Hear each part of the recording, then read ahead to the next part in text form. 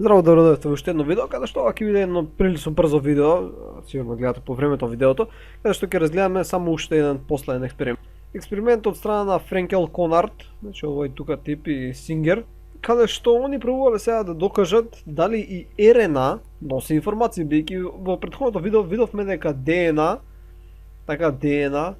носи информации за наследување, нели ДНА е составено од аденин, гуанин, цитозин и тимин.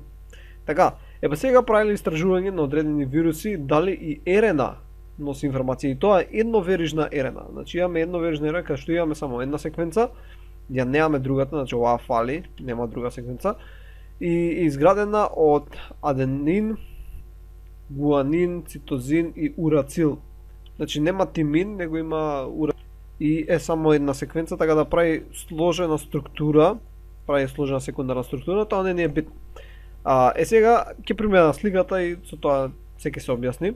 Значи го земале тутономозичниот вирус ТМВ, значи тутономозаичен вирус ТМВ, и ги одвоиле протеините од РНА-та. Така, значи го земале вирусот и самиот вирус има протеини кои го заштитувале на војници, ги одвоиле, значи овие веќе не се потребни. Исто земале вирус кој обично го напаѓа тегавецот, ја наречен Холмсов вирус на тегавецот.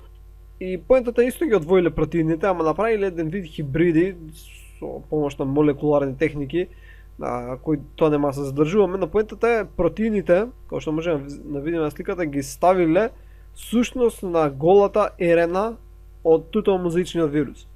И сега овој хибриден вирус го внеле внатре во тутун, кој бил карактеристичен, кој можеле двата вируса всушност да го инфицира. И добро се направиле лезиите, кои е карактеристично за болести, и после од нив изолирале повторно вирус и виделе дека вирусот кога го изолирале бил идентичен на тутономозичниот вирус. Значи бил идентичен на тутономозичниот вирус и протеините кои го опкружувале, нели протеините кои го опкружувале РНА биле како на тутономозичниот вирус. Значи не биле протеините од вирусот на тегавец кои ги внеле.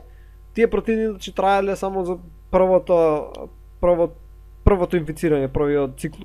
Понатаму новите вируси што се синтетизирале се содржале протеини кои биле карактеристични на тутономозичниот вирус, односно протеини кои биле кодирани од РНА-та, нели, која ја носела информацијата.